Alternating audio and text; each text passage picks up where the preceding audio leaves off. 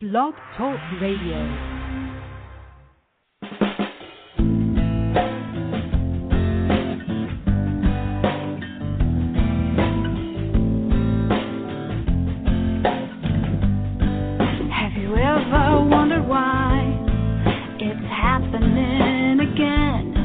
Welcome to MindShifters Radio with your co-host, the Forgiveness Doctor, Dr. Michael Ryce, and his wife, Jeanie. Michael and Jeanie share with you the wisdom of the ancient Aramaic internal process of forgiveness. They offer tools and support 5 days a week. They will support you in building a solid foundation within yourself to live in pure love. In Aramaic, Rahma. Michael is the author of So Why Is This Happening to Me Again? For more information on Michael and Jeanie, please visit www.whyagain.com. And now your co-host, the Forgiveness Doctor, Dr. Michael and Jeanie Ryce. To the brightness within you and the truth that is rooted within me.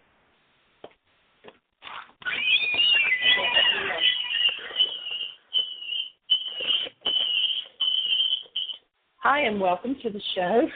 I'm having a little bit of difficulty getting the internet and the phone to act right here in the Ozarks, but we're getting there. Welcome to MindShifters Radio with the Forgiveness Doctor, Dr. Michael Ryce. We're glad you've joined us today. Our calling number is 646-200-4169. Press 1, and that puts you in queue to talk to us.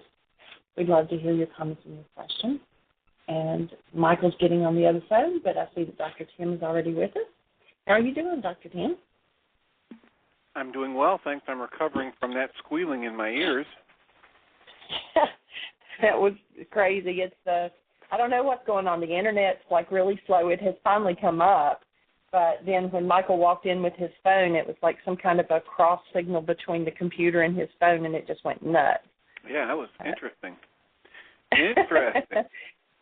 Yeah, definitely. So how's everybody doing on your second day of your intensive? Awesome. It's a really high energy group, and of course, having 30 people here, it is on a whole different level. I mean, it's just added energy on top of energy, and everybody's like right there with it. And last night there were a couple people. The discussion was, how come I'm going unconscious here, and I can't stay with the process. And so we talked about that. We did the healing through relationships and looking at how our process was going to look once we went into healing, and that was amazing for some people to realize that it didn't look good when you're vital enough to heal, that everything that's in there has to come forward, and that it looks just like the crap. And so that was, a lot of people were kind of surprised at that, but we've filled out those sheets so that when our stuff comes up, that Michael can actually say, and here you're in a healing crisis, and you're doing exactly what you wrote down that you were going to be doing. And so that was interesting for everybody. So Michael has now joined us. So welcome, Michael. And is that descriptor, honey? Is that one of the official words of the why work is going to look like crap? Yeah, it is. The official language. That's right. There you go. Of course, what she's saying is that, you're in the energy system. On the way in, the energy looks and feels a certain way. We drug ourselves against it, and sooner or later you got to face it coming back out again, and it's going to look the same on the way out as it looked on the way in. That's one of the reasons why real healing isn't popular. Most people would rather just drug themselves. Give me a fifth of scotch, give me an antidepressant, give me something so I don't have to deal with me. Let me eat some junk food. Here, give me a Twinkie. And I was talking to Ari, our chef, and he was sharing that when he was a kid, he went to the factory that sells Twinkies, and apparently they don't do that anymore. But back then, the filling on the Twinkie was basically flavored whipped lard. And it would sit on the shelf for years because nothing would eat it. Anyway, it's just an interesting game. And what we're here to do is we're here to learn and to teach the ancient Aramaic process of forgiveness. And that ancient Aramaic process has absolutely nothing to do with I let you off the hook because there's pain inside of me. The ancient Aramaic process is, I have pain inside of me. I am ready to forgive. I am ready to hit the delete key on my pain. I'm ready to be finished with my pain. I'm ready to be responsible, and I'm ready to heal. So what we're looking to do is to support ourselves and each other in this process of healing. And we do that by teaching it and by learning it and by applying it. We have a very specific definition of human life, and it's a very simple definition. It's an experiential definition. Human life, all you have to do to know what it is hold a newborn child. Once you've held a newborn, you know what human life is. Our offering is that if you're not living as that, then you have a problem. And your problem is that you need to apply forgiveness to those parts of your mind that hold something less than human life. So that's what we're here to learn and to teach, and to support each person who comes our way in doing. And so one of our projects is that of eradicating the cause of war on planet Earth. What is the cause of war on planet Earth? It's really simple. Actually, you can go all the way back to the book of James, and he defines precisely what war is about. He says it comes from the conflict within your members, that is, within yourself, inside of you.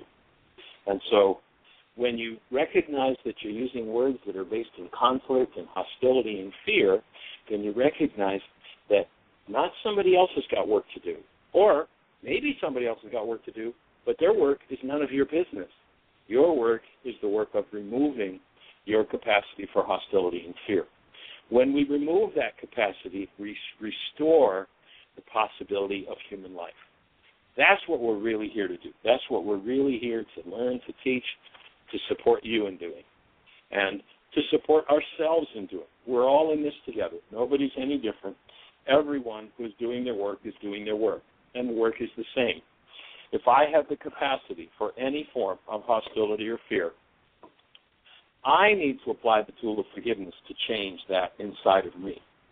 And so that's our project, and when you do that, what happens is you literally go inside yourself and you change the reason for war on planet Earth. You remove the very capacity for any form of hostility or fear. And by so doing, you open the space for your human life to show up. And you show up as the active presence of love. And then you give that up for absolutely nothing. You maintain your human life because that's what you're designed to do. That's the first order of business. That's the first law. And when you do that, then you enter into a realm with all kinds of abilities and capabilities that have not been imagined by all but the very rare who've actually lived a human life. So that's what we're here to do. Let's create a place on planet Earth where it's safe for human life to show up, where hostility and fear has disappeared, and we raise our children in a space where they are not exposed to non-human life, that is, not exposed to any form of hostility or fear, but are continuously exposed to this awesome, active presence of love that we're designed to be. So that's our project. We invite you to become part of the team that changed the world and to support and assist in bringing that about. And Jeanie, do we have Dr. Tim with us? Do we have David? Any questions in the chat room? Anything happening in the any callers calling in at this point? Dr. Tim and I were already talking before you got on, so yes, he's with us. David's not. He's running around doing some things, I'm sure, on property. And nobody has any questions. Nobody has their hand up. So press 1 if you're on the switchboard and you want to go into queue to talk. And that'll let us know you're there. Dr. Tim, what do you have on your mind today, sir? Well, I'm just absolutely floored that there's any time for anybody to talk with 30 people there at the intensive. They don't have anything to say? That's just amazing. That's amazing. I'm not sure that most of the crew, I'm not sure that most of the people that are here have, there's actually a whole crew in the kitchen. They're preparing this awesome lunch. And so I'm not sure that anybody's going to be calling into the show from there because pretty much everybody is down there working away in the kitchen. Food preparation. and then the ones that aren't are in the Heart Center doing worksheets. So it's a good thing. Well, it's hard to imagine what it's like with 30 participants there. I think when I was there both times, we had maybe 15 people, including the staff. Right. So to have 30 people plus the people, how many are living at Heartland now? Right now we've got, 1, 2, 3, 4. 4 people are actually living here at this moment. So, all things moving forward. Wonderful. Lots of fabulous process happening. Lots of awesome healing occurring. It's just such a blessing. Such a blessing. Well, I had a session with my partner, and we do energy work that's very, very similar to the worksheet process, and we meet once a week to do it. And right. So it's Wednesday mornings that we meet. So I just had that earlier this morning, and one of the things that came up for me is that I realized last week when people were asking me about, well, where are you going, that you're not going to be here for a couple weeks. And I would tell them, they say, oh, it sounds like a great vacation. And my response was, it's not really a vacation. No, not a vacation at all, is it? And so the work that was done today was the connection between this kind of the attitude that this is not going to be fun and this is work echoes back to my first year of college. Ah. And in my first year of college, I was a very idealistic, non-drinking, non-smoking, non-drug-using young man. And I went to a Catholic college, and I thought at a Catholic college I was going to encounter other people just like me. Mm-hmm. This was not the case. And I was very, very unhappy. I would say I left my freshman year of college and went home and truly felt like I hadn't made any friends at college that year. You were introduced to some ways of functioning that weren't exactly on the healthy side.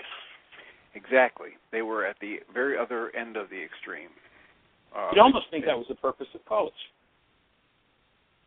Wow. It was hard. It was that environment is fostered and created. Yeah. It was a very, very difficult time. And so I was introduced this morning to these parts of me that were getting stirred up about not fitting in, and this is supposed to be fun, and this is supposed to be spiritual, and it was none of those things when I went away to college. So that was a good thing to tap into and get released, and I'm sure I'll do some worksheets on that before coming down. But it already feels better to understand that the nature of the upset has a very strong source at a time I can pinpoint, and be consciously aware that that's not what's going on today.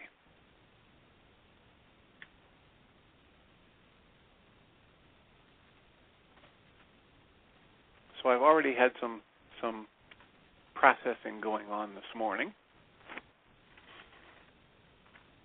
Did we lose Michael?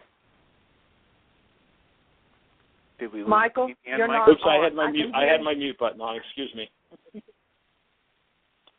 So that sounds fabulous. Like you're getting ready for the intensive and rock and roll. That's awesome. I've been working on it. Cool.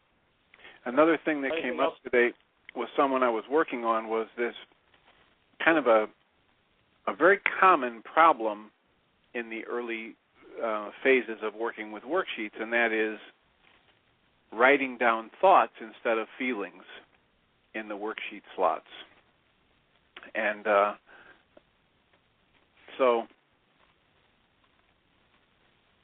how do you feel about that? Well, I feel they were wrong because they should have done this, this, and this. Well, that's not exactly a feeling. We need a feeling word or a physical sensation that we can start to tap into. So we had our support group last night, and we watched the first half of Purpose, Personal Power, and Commitment. And then I read something from Yayam's blog. In the discussion, it seemed to lead to this. Someone was talking about being able to see someone they know and love making a mistake and wanting to know when it's okay to correct them. And so we had a very lively and productive discussion last night about purpose, personal power, and commitment, and about the idea that we can see for someone else when they are wrong and we are right. And I got to go back to your concept of right for me versus not right for me, rather than right for me and wrong for you.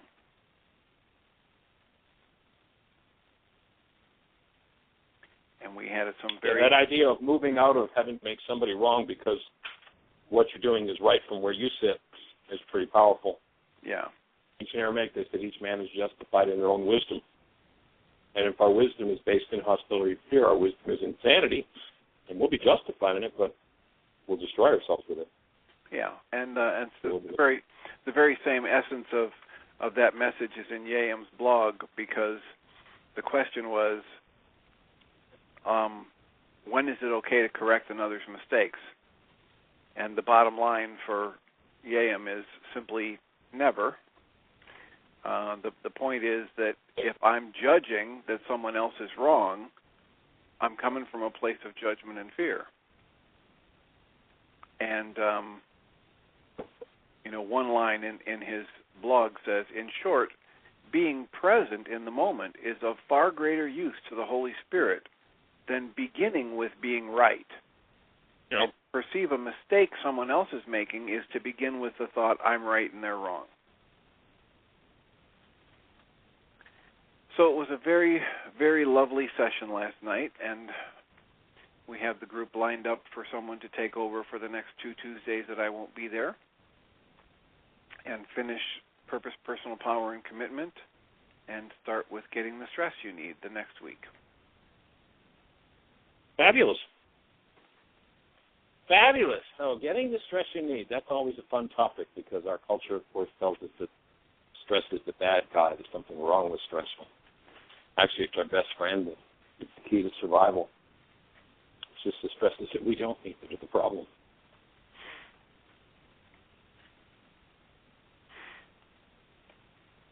So, Jeanie, do we have any callers? Do we have anything happening in the chat? The calling number is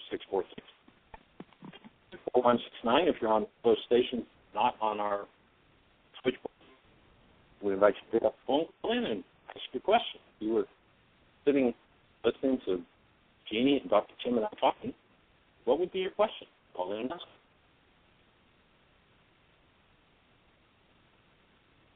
Michael, you just disappeared again, but we did have a caller, and they're back. So area code 937, you're on the air. Hi, my name is Patricia Scherer, and I wanted to say hi to Dr. Michael Ryce and remind him that I was in his very first... It's been a long time, Patricia, since I've heard your... A long time. Oh, my goodness. Your first 40-day intensive. Hello? That's so far back. My goodness, it's delightful to hear your voice. Where in the world are you? Oh, I'm back in Troy. I've been to Indiana and Arizona and now back in Troy, where my kids and grandkids, great-grandkids are. Ohio. Fabulous. And are you enjoying being there? Pardon me? You enjoying being back there? Parts of it. I loved Arizona. So. Except it's hot. Yeah, it's been really, really, really bad. I remember the first time I was in Bull Shoals Lake. My goodness.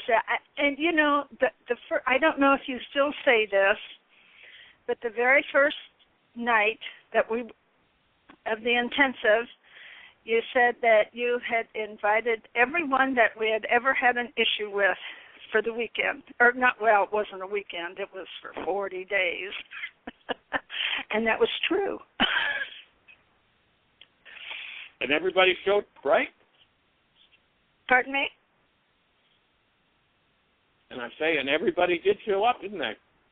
Oh, yes, they did. Everyone. Probably even ones that I didn't realize I had an issue with. But it was an awesome, awesome time. Absolutely.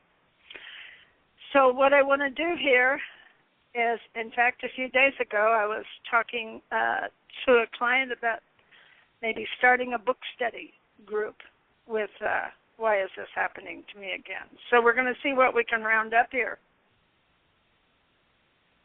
Fabulous. Well, there's a bunch of information on the website for... I've been on the website. Okay, so you look under MindShifters support groups? I don't know if I was on that one, but boy, I was on a lot of things, and I've been listening to you all morning on YouTube.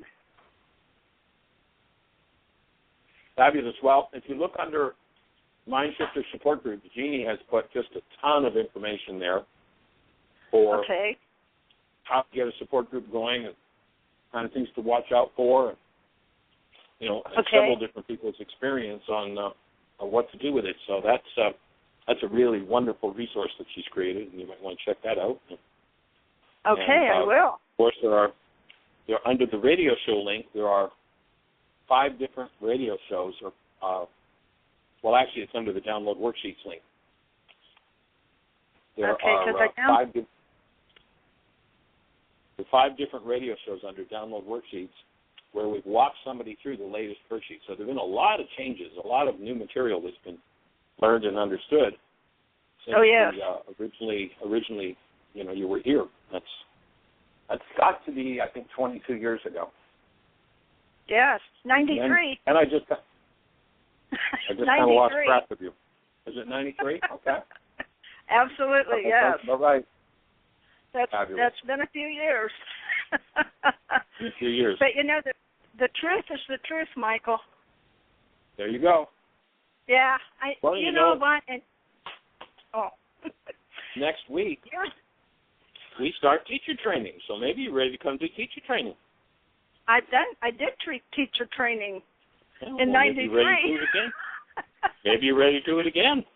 Oh, my. I probably need an update. Anyway, there's been quite a bit discovered, and we actually have a kind of a special happening, which we've never done before because the last few years with the economy the way it is, Heartland has suffered.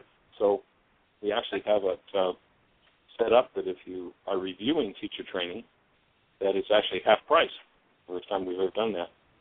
So anyway, you might look at the schedule and just see. We actually start next, Sunday, I think it is. Is it Sunday, sweetheart? Or? Not this coming Sunday, is it? Let's see. It's this coming week. We finish. I don't have the schedule in front of me, but we finish on... it starts on the 31st.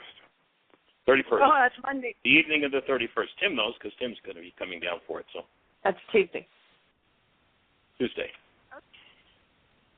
So if that's something that's appropriate to get you, revved up to start a support group and maybe do some teaching in the area and open that space up, that would be fabulous. I don't think I can come on the 31st, though. I would have to look at some things, but that is truly a thought.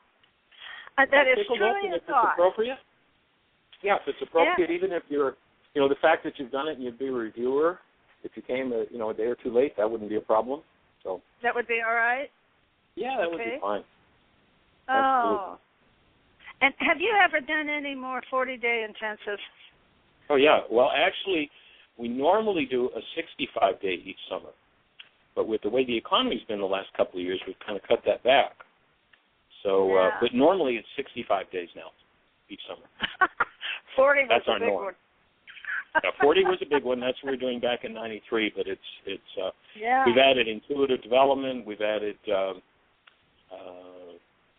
codependence to interdependence since then. I don't think we had the codependence workshop back then. Yeah. So there's some of the things that have been added at this point. Okay. Well, very cool. It's a delight to hear your voice. You. Well, thank you, and it's a delight just to get in touch with you again. Fabulous. And you Wonderful. Okay. All right, Patricia, Bye-bye. blessings. Thanks for the call. All righty. Thank you. Bye. Well, it's nice to hear a voice from the past. She took it, geez.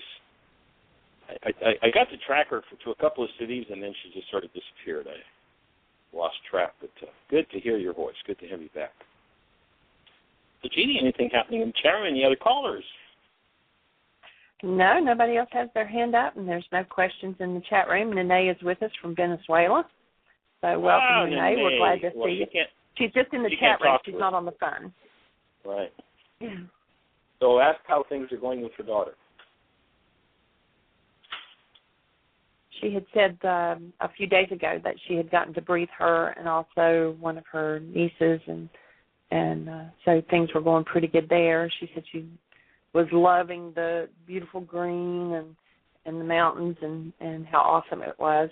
And I was teasing her and telling her to remember her route back to Florida.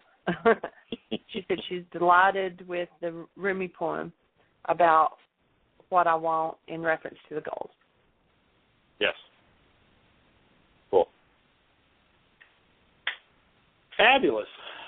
So 646-200-4169. Press 1. That puts you in queue to talk to us. We'd love to hear from you.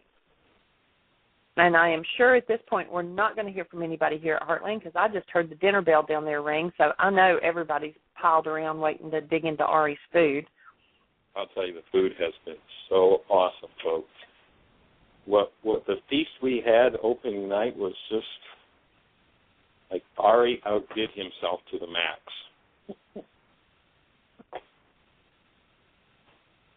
It is rocking along. Nene so one of the says things that we're getting. Oh, go ahead. She's preparing to do a mind shifter and still point breathing next week while she's there in Venezuela. Fabulous. Well, congratulations, Nene. We're delighted.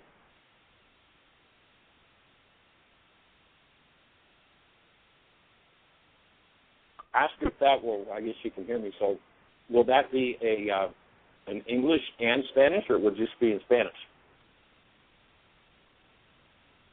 She said she's excited too. There's a delay between the phone and the chat room, so it'll take her just a minute. She says it's in Spanish. Well, it's just wonderful that you're developing all of that in Spanish and taking it into the Spanish community. It'd be awesome to see that blossom and open. Support you being there. Maybe you can find a Spanish partner. Maybe Julio will work with you to support the support groups here. He's doing teacher training starting next week, and so he's planning all we that. Also have a young man. We have a young man here this week, Nene, that had attended one of the workshops, the Latin workshops that you did in Boca Raton. Yeah, I know. Yep. So he is here this week, and so it's a pleasure getting to see him go to the next level.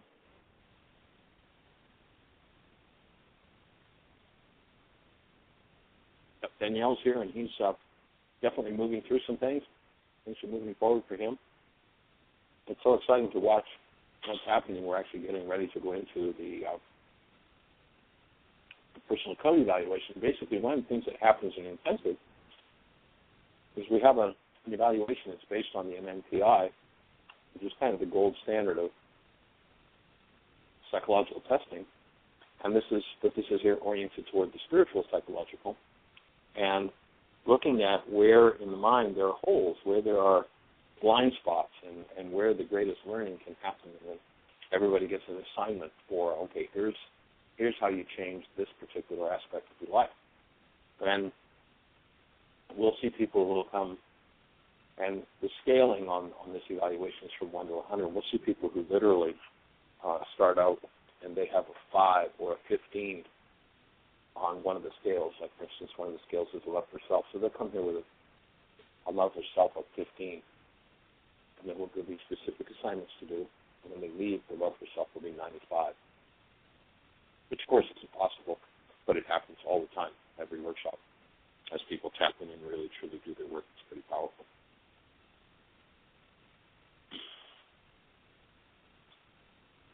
And one of the biggest games that the non-being mind, we invite you to hold a newborn child to determine what human life is, that's being.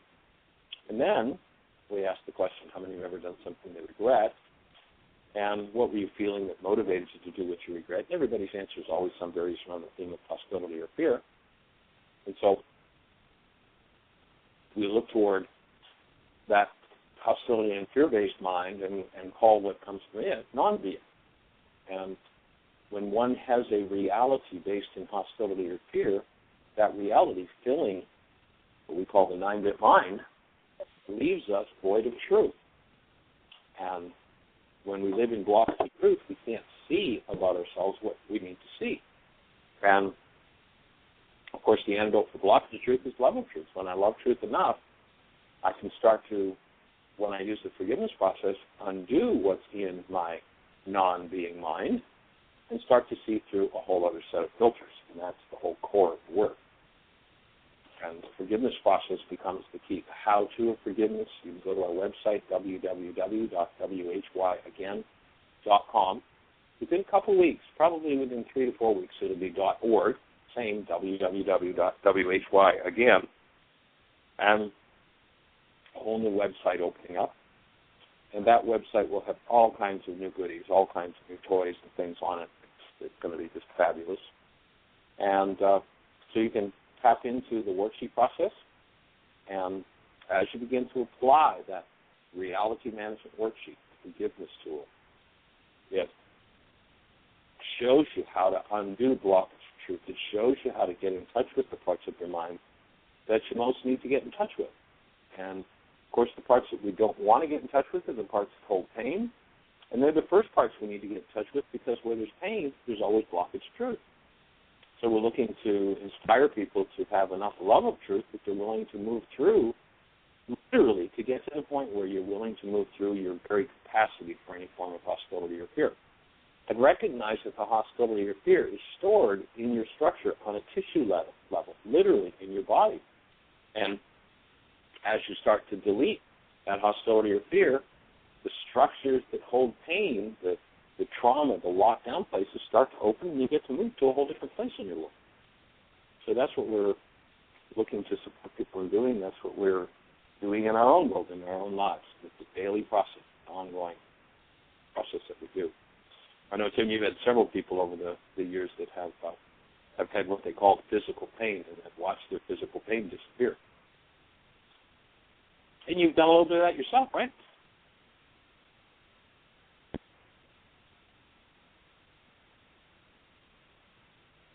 Dr. Tim, still with us? He is. Nene is saying that she's had a cold ever since she arrived in Venezuela, and she's assuming that it's symptoms of healing because everything's been high energy. She said after she breathed her daughter, that her daughter has surrendered to love, and she treats her with much more tenderness. She's eating better, more green and live food, and that everything seems to just be manifesting with ease and love. I told her that I asked her if she could get a hold of some lemon and cayenne. She said lemon, yes. She wasn't sure about cayenne. So I'm sure in the Spanish world they've got cayenne or hot peppers, so that's going to be, I would imagine, pretty easy to find. And when we talk about a cold as a disease process, you're never going to find a cure for the common cold, because the common cold is not a disease. The common cold is a structure vital enough to be throwing off what doesn't belong in it and healing. It is a healing process. It's not fun. It's not Dr. Feelgood, but that stuff that needs to move out has to move out. And any mechanism that's used to suppress that, to shut it down and stuff it all back in, is a major, major error and leads to the next level of degeneration. Because when we stuff something in that doesn't belong in, weaken ourselves enough by the use of a toxic substance, then that lockdown leads to more and more difficulty. And ultimately, that's where the so-called physical pain happens, when we lock something in, a tissue that doesn't belong there, and we spend decades doing that. Reopening it can be pretty intense. And as you're willing to go through that intensity, accelerate, things move faster, easier, and more powerful. So, Dr. Tim, do you have anything to share about the people you've worked with over the years that you've seen so-called physical pain disappear the minute that they're willing to get in touch with and deal with something? Yeah, there are. Are you there? Yes, sir. All right. So it's a very common theme in my practice. I know that for myself, I had years of back pain after breaking a vertebra in 1988, and for probably 8 years went through all kinds of weight gain and debilitating pain, and every time I would step the wrong way, I would have problems, and I'd be, flat on my back for a few days, and then it would take weeks of limping around, and then I learned about the energy work that really turned things around. And one day I had a time that I'd probably been relatively pain-free for several months, and was moving something in my garage. Happened to be a very large workbench, and I was working with my young sons, and I felt my hip go out. And so I did the usual stretching. I'd been to physical therapists and chiropractors and all that, so I had my tools at home to treat the terrible pain I was in. And by Monday evening, it was so bad. That was Sunday when I was doing this, and so by Monday evening it was so bad I made my mind up I had to call the chiropractor and Tuesday morning go in with an emergency session. And he said, "Wow, your hip is really out." And he straightened it out and said, "Let's come back again in a week." And this was the first time that he'd ever adjusted me that it didn't hold. And I went home that day, worked through the day, and Tuesday night didn't sleep. Literally didn't sleep through the night because I was in pain. Called him Wednesday morning and went back in. And he straightened the hip, and then he said, "Before you get up, let me test the energy system." And, there's a strong emotional component here. So we sat up and did the energy work and found out that I had a tremendous amount of energy of fear that was somehow connected to the hip. And so when we worked through it, he said, "So what were you doing when the hip went out?" And I said, "Well, I was moving this big tool chest." "Why were you moving it?" "Well, because it was sitting in the front of the garage, and when it was sitting in the front of the garage, there was room for the little van that we had, but there wasn't any room for the great big van that my wife had to have." "Why did she have to have a big van?" "Well, to pull the big boat that she had me get last year." "So how about there's some fear that you're not going to plot thickens. So how about there's some fear that you're not going to be able to make enough money to pay for the big boat and the big van?" And, of course, that was it. And as I was doing the release, I felt a sensation similar to someone taking a water balloon full of ice water and breaking it over my head. And the tingling and the relief, and I literally felt the muscles in my hip release. And I never had to go back to him for that particular hip pain after that. And since that time, I've had to have different chiropractors because he moved out of town, and I've had hip pain at different levels, maybe 4 times in the past 10 years. And each time I know what I need to do. I need to do my worksheets.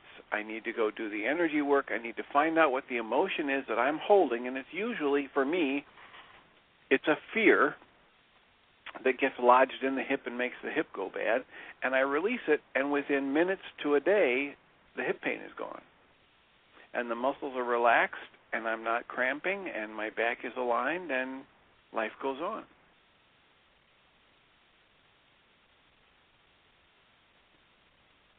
So powerful when you start to be able to look. That's pretty cool that you've got a chiropractor that's that savvy that can support you through that kind of emotional release. That's relatively rare. I used to teach at Life Chiropractic College in Atlanta, And that was the kind of material that I would try to get across there, and it wasn't necessarily always welcomed, but that's so important. That's huge. Well, that's pretty cool that you got a guy that's capable of doing that with you. Well, there are two different chiropractic approaches that I know of. One of them is the bioenergetic synchronization technique, and the other one is the neuroemotional technique, and they are very similar. They were founded by two different chiropractors in two different parts of our country, but both of them use muscle testing, and both of them have the awareness that the vast majority of our physical disease is caused by our thoughts and emotions. They also have parts of their program that look at toxicity and nutrition, but each of them recognizes, and at various times you'll hear them put an 80% mark or a 90% mark on the contribution of negative thoughts and negative emotions to our physical problems. So I highly recommend. And I'll put forward the number of 100%. Yeah. That's always a key part of the process. And until we're willing to look at, feel, and deal with those things, it's always going to look physical. The mind will always make it up. It's interesting. The mind is sneaky. The mind will actually, you'll be rolling along and everything's fine, and then a so-called injury occurs that causes this, and all of a sudden the mind goes, I've got an opening. I can take that old rage, that old guilt, that old grief, that old fear, and now I can make it seem like it's physical, and then we won't have to deal with that. And it literally creates. Now, when they say, well, then the pain's just in your mind. No, the pain's not in your mind. The pain is literally in what you call your body, but it is sourced by the mind, and the mind sets it up so that you can keep believing that it's physical, and ultimately you don't have to deal with it. Of course, what we're here to support is dealing with it, and the forgiveness tool is the key to all of that. Out of the ancient Aramaic, it's been around for thousands of years, and when you recognize that componently, then you start to disappear one disorder after another. You literally turn back the clock of aging, and you move in the direction of youthing, because, of course, energy systems can't age. If the physicists are right, and they're telling us there's nothing but energy, how can energy get old? It's eternal. It's been there forever. But, there's this story about the old man that goes to the doctor. Doc, I got a problem with my knee. My left knee is just in pain all the time. And the doctor kind of checks him out and can't really find it. And he says, well, Doc, how old are you? The guy says, I'm 94. And he says, well, your knee's just getting old. And he says, Doc, that knee's the same age as the other one. Doesn't have to do with time. There's actually a group called the DeCourcy Clinic in Cincinnati, and they came up with a quote that the first time I heard it burned in my brain. I've never forgotten. It said this: time is not toxic. Time has no effect on human tissue under any condition. It is the belief in the effect of time by those who subscribe to such a belief that acts as a poison. It's time for us to let go of our poison and be restored to this device plugged in and connected to the eternal presence of love, which is always there, no matter what your mind is telling you, no matter what your genetics can bring up in you. The eternal presence of love is there for you to connect with anytime you want. And if you don't connect with it, you're in trouble. I'll often ask the question, how many have a device at home, in your office, at your shop, in your car, that if you unplug it, works really well? I've actually got one guy who's a military guy, and he said, well, my gun. I said, well, no, without a power supply. Well, it's not plugged in. Without a power supply, you don't put powder in that bullet, your gun isn't going to work. It's got to have a power supply. If you're not plugged into a source that supplies the power that's needed, you can't function. So what do we have pretending to be human life on Earth? We have people who are powered by rage, by grief, by guilt, by fear, by hatred, by vengeance, by war, by profit, by money, and they give up their human lives for that. And we look around and we call what's going on out there human life. Anybody who's not powered by the active presence of love, folks, they're not living a human life. The moment in which you give up the active presence of love, you're not living a human life, and you're designed to live one. And all you have to do to do that is to forgive everything in you and everything in your bloodline that's unlike that love. And if that stirs a question for you, we'd love to hear from you. Dr. Jim, you got a thought on it?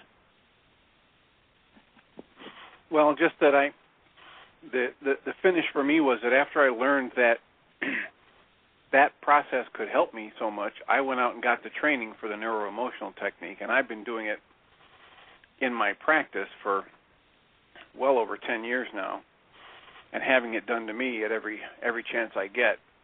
And one of the things that I've noticed is, since learning your forgiveness technology from the ancient Aramaic, the results I get with the neuroemotional technique are even more powerful, because when I'm doing the release, I'm not just doing the neuroemotional technique release, I'm also identifying a goal and canceling the goal and asking Ruka for help in clearing out anything that doesn't belong in there. So it's a real, to me, a much more effective process since adding the forgiveness technology to the neuroemotional technique.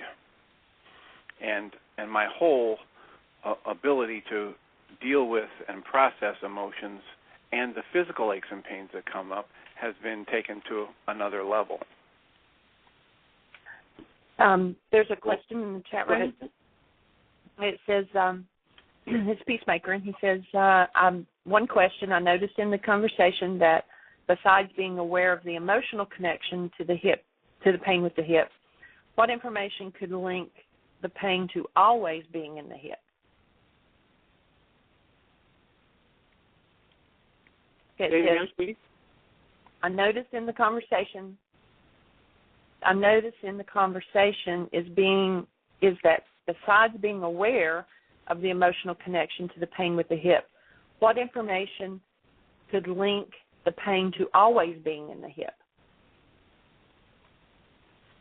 Well, the tendency is that when we, let's go back and kind of do a quick review of the ancient Aramaic physiology and physics. Sin is a term that represents an energy that's off the mark. When they said the wages of sin is death, that had nothing to do with some terrible, awful, evil thing that you've done. The word sin is an archery term. When you fire at the target, you miss the bullseye, the scorekeeper yells sin, you're off the mark. So sin is engaging in an energy that doesn't belong. When you engage in an energy that doesn't belong, it is stored somewhere in your structure. When they said the wages of sin is death, it wasn't about punishment. They were just saying, here's how you kill yourself. You put energies in the tissue that don't belong there. The tissue weakens. When the tissue weakens, it is susceptible to injury. It is susceptible to all kinds of drama and trauma.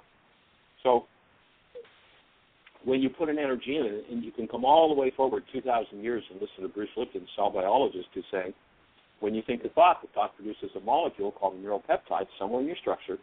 The neuropeptide circulates around in your structure until it finds a cell with a receptor site that matches, lands on the cell, inserts itself into the cell.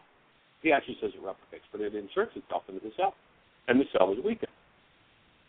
So where we have weakness, there is susceptibility to infection, because the weakness creates decay, and where there is decay, there is a food supply.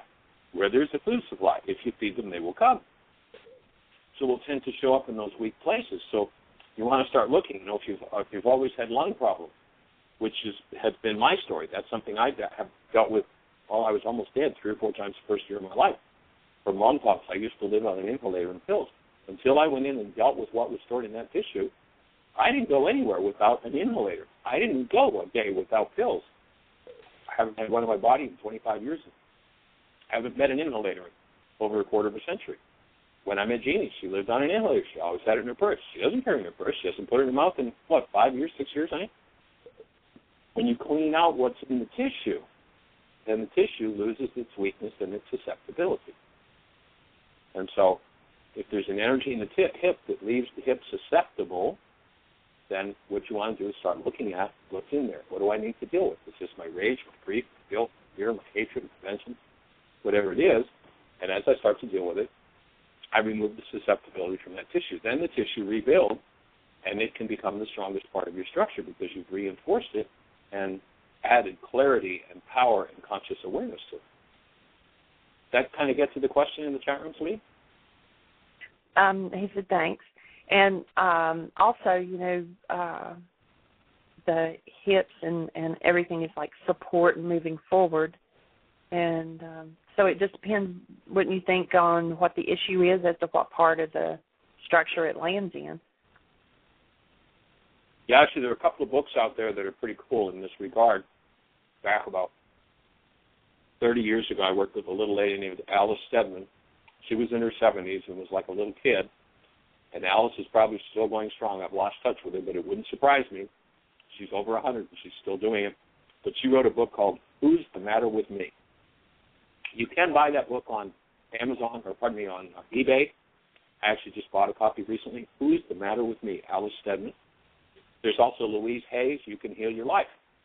And this talks about the general tendency. It doesn't mean everything is exactly that, but the general tendency for disorders to show up along with certain emotional issues, like people who don't want to move forward, as Jeanie says, hip, feet, legs, people who aren't feeling supported, ankles, feet, people who feel like they're carrying the world on their shoulders, literally, shoulder problems, feeling smothered, lungs. There tends to be a lot that happens in terms of, when people say, I can't stomach that, they're storing energy in the stomach tissue that doesn't belong there. And wherever you store those energies, and your words are a key part of it. The man named Yeshua 2,000 years ago said, the power of life and death is in your words. And so if you're using destructive words, especially relating to a part of your tissue structure is going to take on that energy. It's going to prematurely fail. What I mean by prematurely fail? I mean, you're designed for eternal life. Failure of the tissue means that there's something in there that doesn't belong. What we're looking to do is to gather enough understanding and support to move through everything, not only from our lives, because these things are inherited, but from our generations that lend us to avoiding cleaning it up and not wanting to deal with it. So that's why the intensive, that African proverb that I love so much, it says, if you want to go quickly, go alone. If you want to go far, go together. When you get a group of people together, we say, I'm pitching in, I'm going to do my work, things start to shift. Jeanie, you got a thought for us? We have a caller. It's area code 413. You're on the air. Hi, Michael. Hi, Jeanie. Linda from Massachusetts calling. Hi, Linda. Here, young lady. It's good to hear your voice. How's your other half doing? He's doing well. And I'm calling because I'm just so fascinated by this conversation because I'm suffering a shoulder injury and I'm pretty much been laid up for a few days. Can't really move too well. And so I'm very, I could use some support because I've been doing my worksheets on the shoulder. And I'm going to PT and, it's going to be a process and I've had a lot of time to think, to do worksheets and just lay here and think, there must be an easier way to go through this without having to suffer this pain. And I just wanted to throw that out there. Excuse me? How long ago did it start? Well, Friday I was helping my husband. He was helping my daughter sheetrock a room, and I offered to help him. And so he said, that would be great if I had an extra hand, and how about if you use the screw gun to screw in all the screws? So I did that for a couple of hours, and then my shoulder was sore that night, and then just progressively the pain has been excruciating. Right now I had some Advil, and I've been icing, and I'm in a neutral position. So if I don't move, I'm good, and I'm letting it heal. But, pertaining to your conversation with Dr. Tim, too, about it being not a physical thing but an emotional component. So I'm thinking that if I just call you and voice this is what's going on with me, that maybe something will get jogged and I'll get some insight or some awareness that will help me release this. Right. So when you use tissue in a way you don't normally use it, that gives the mind the perfect example to take something that it's been holding on to and make it about what you just did, whether it's, this happens when I carry things or it happens when I bend over or whatever. So the question I would ask would be, is there anywhere in your life where you feel like you're carrying a burden, you're shouldering a burden? And I'm talking about prior to this apparent injury. I'm not aware of any great burden that I'm carrying. I'm not saying I'm not carrying one. I'm just not aware of it. Okay. Except for money issues, that's something that's. I guess I could say that weighs on me. I'm a little tired of that. So, but that's the only thing I really think of that's sort of there, with me a lot. Like I don't lay awake at nights thinking about it. I do work. So what are your goals? What are your goals around money? That if you went in to do some worksheets and canceled them, what would show up? What would come forward in the way of goals? And as you do worksheets around those goals, what would you change about what's going on in your tissue structure? Can you say that again? I don't quite follow. I'm a little. Well, let's start out foggy. Okay, let's pick a goal out that you have for money, around money. Oh, okay. So what would the goal look like? I want to have enough money to... Yeah, I'd like to have more money than I need. I'd like to have...